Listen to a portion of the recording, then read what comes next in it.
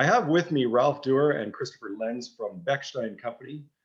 When I was 19 years old, many decades ago, I was introduced to the Bechstein name because the college that I went to purchased a 9-foot C. Bechstein concert grand. I knew instantly that it was a piano of quality, and I just loved the sound and touch of that piano.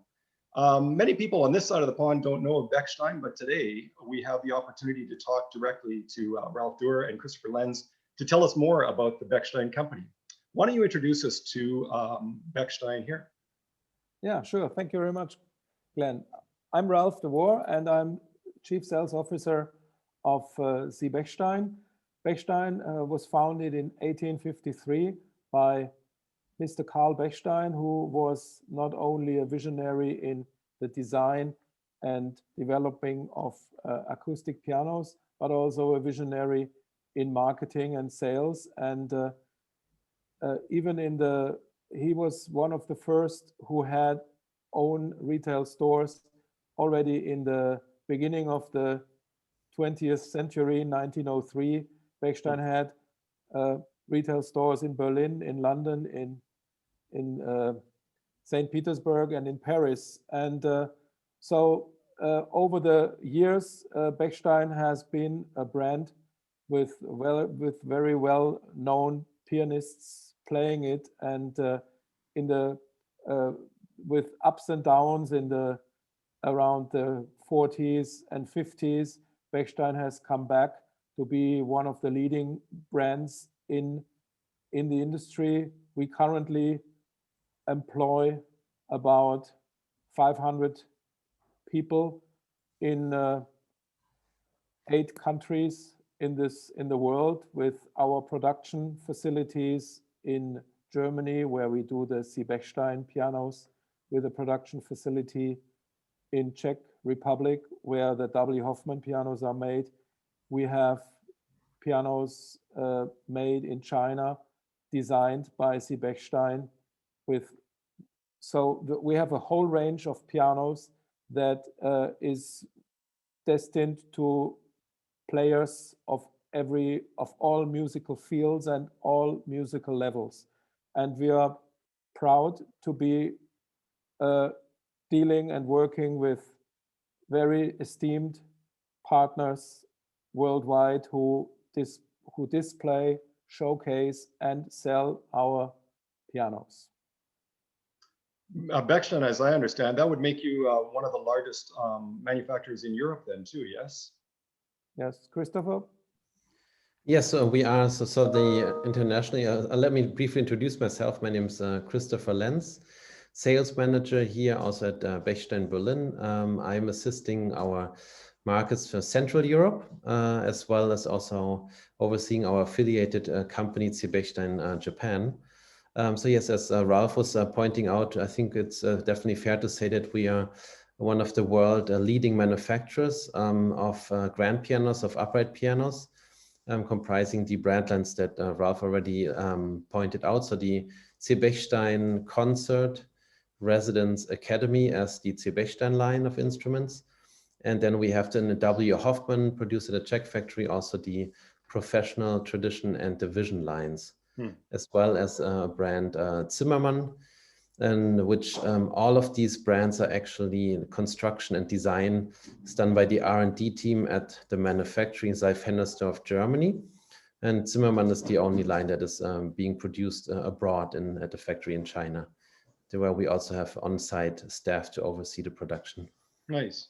And I've asked other manufacturers and technicians. 2020 has been an extraordinary year, obviously because of the pandemic, but it's also created challenges, but also a bit of a boost in the industry as well. What has been your experience with Bechstein and the last year? Well, actually, looking back to 2020, it was a good year for Bechstein. Mm-hmm. Starting 2020 was about to be a good year for Bechstein, but when we ran into the pandemic, it was quite difficult. The months of March and April and May were very tough months, but thanks to the courage and to the vision to being a visionary of our CEO and principal shareholder, Mr. Stefan Freimuth, our factories continued producing on the same pace as we had planned. And so we were able to build up inventory in the months of April, May, and June. And when the boost you were talking about was about to start, we were able to supply. And so the months of September, October, November, and December have been very successful months for Bechstein. And we could actually end the year with the growth compared to the year before. Wow, that's spectacular. The next 12 months, what have you planned with regards to new releases this last year, and what do you expect for this year of 2021? Christopher, do you want to take that? Yes, I think there are some models, some projects in the works that it's a bit too early to mention about. What I want to point out is that we also have a affiliated or a sister company called Bechstein Digital, located as well in Germany, who does in-house all of our software and hardware development in the field of our new Vario silent system, which is a very interesting tool and a very forward-looking approach by basically having a very advanced optical sensor rail under the keyboard for the not impacting the touch at all, and using Bluetooth technology to communicate with different devices, meaning your tablet or your smartphone, right, for Android or also iOS. And this opens up a whole world of connectivity to use different apps, and that's something that we'll definitely see more coming, I think. And people are, of course, more than welcome to go to their Bechstein dealer close by, hopefully, to check out the system that we have released in 2019. That's the one thing that I've heard this last year more than ever is connectivity.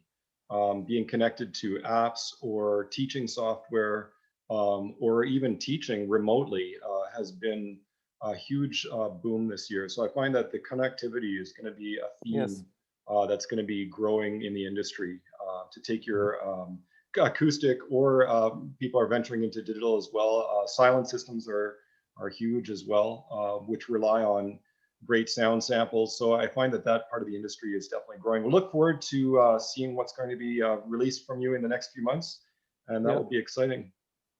Thank you very much, Glenn. Thank I you just wanted to point out one last thing that, as you mentioned earlier,